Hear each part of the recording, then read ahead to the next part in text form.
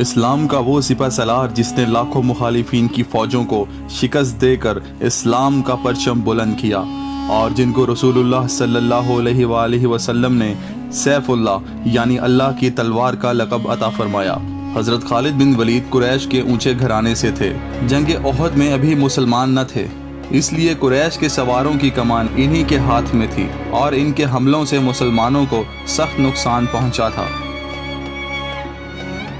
فتح مکہ سے پہلے آپ مدینہ پہنچے اور اسلام قبول کر لیا۔ اس کے بعد جنگ موتا میں مسلمانوں کی فوج کے کمانڈر بنے۔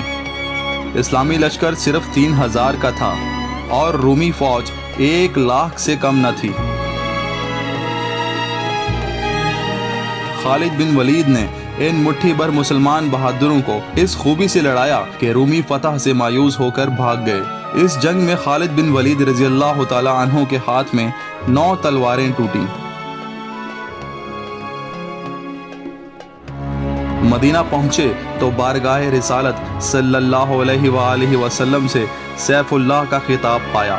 حنین کی جنگ میں زخمی ہوئے، طائف کی جنگ میں کامیابی حاصل کی اور کئی چھوٹے چھوٹے مارکوں میں شریک رہے۔ رسول پاک صلی اللہ علیہ وآلہ وسلم کے وصال کے بعد حضرت ابو بکر صدیق رضی اللہ تعالی عنہ کے عہدے میں جتنے فتنے اٹھے ان سب کی روک تھام کے لیے خالد بن ولید رضی اللہ تعالی عنہ نے شاندار کارنامے سر انجام دیے اور پھر رومیوں اور ایرانیوں کے خلاف مارکا آرا ہوئے۔ دمشق کو فتح کیا۔ یرموک کے میدان میں رومی 2,00,000 کا لشکر لے کر آئے۔ خالد بن ولید رضی اللہ تعالی عنہ نے اپنی فوج کے بکھرے ہوئے دستے جمع کر کے ان سے جنگ شروع کی، جس کا نتیجہ یہ ہوا کہ رومیوں کو شکست ہوئی اور دنیا بھر میں مسلمانوں کی بہادری کی دھاک بیٹھ گئی۔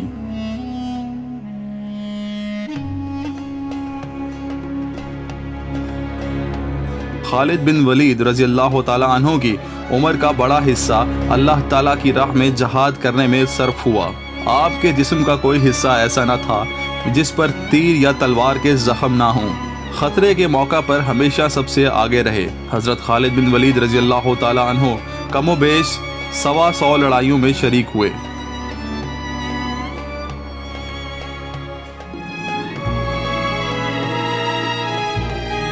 آپ رضی اللہ تعالی عنہ کی بڑی خواہش تھی کہ میدان جنگ میں لڑتے ہوئے شہید ہوں، لیکن بیمار ہو گئے اور اس کے بعد کسی لڑائی میں شامل ہونے کا موقع نہ ملا۔ آخر ہجرت کے 22ویں سال حضرت عمر رضی اللہ تعالی عنہ کی خلافت کے زمانے میں انتقال کر گئے۔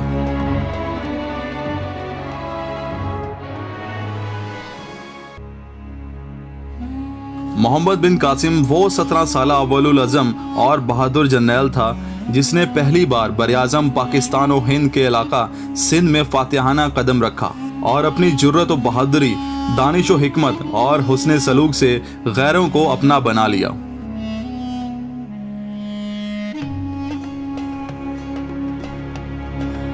اس زمانے میں عرب تاجر خلیج فارس اور بحیرہ عرب کے راستے دور دور تک مال تجارت لے جاتے تھے۔ ان میں سے بہت سے انہی مشرق ملکوں میں آباد ہو گئے تھے۔ ایک دفعہ لنکا سے ایک جہاز بصرہ جا رہا تھا۔ اس جہاز میں مال تجارت اور تحفے تحائف کے علاوہ وہ بیوہ عورتیں تھیں اور یتیم بچے تھے جن کے خاوند اور باپ لنکا میں مر گئے تھے۔ اس جہاز کو سندھ کے بحری ڈاکوؤں نے لوٹ لیا اور مسافروں کو پکڑ کر لے گئے۔ جب خلیفہ ولید بن عبد الملک کے گورنر حجاج بن یوسف کو یہ خبر ملی تو اس نے سندھ کے راجہ داہر کو خط لکھا کہ ڈاکوؤں کو سزا دو، قیدیوں کو چھڑا کر یہاں بھیج دو اور ان کا مال و اسباب بھی واپس کر دو۔ راجہ داہر نے جواب دے دیا کہ میں ڈاکوؤں کا کوئی انتظام نہیں کر سکتا۔ اس پر حجاج بن یوسف نے خلیفہ وقت سے اجازت لے کر سندھ پر حملہ کرنے کا منصوبہ بنایا۔ اپنے بھتیجے اور داماد محمد بن قاسم کی کمان میں 6000 فوج سندھ بھیجی۔ نوجوان سپہ سالار نے سندھ پہنچتے ہی دیبل پر حملہ کر کے اس کو فتح کر لیا اور مسلمان قیدیوں کو چھڑا کر عرب بھیج دیا۔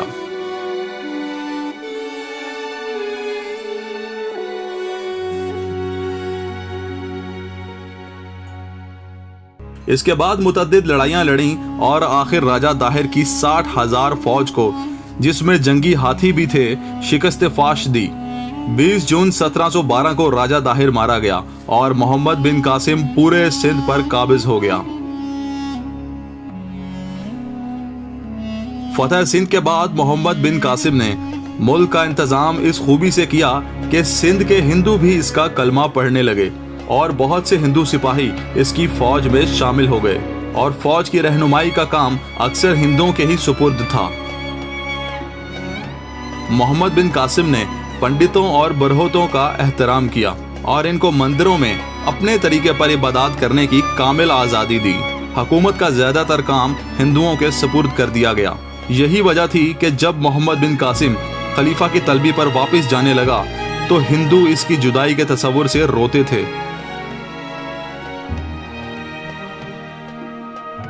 لہٰذا محمد بن قاسم فتح کے جھنڈے گاڑتا ہوا ملتان پہنچ گیا۔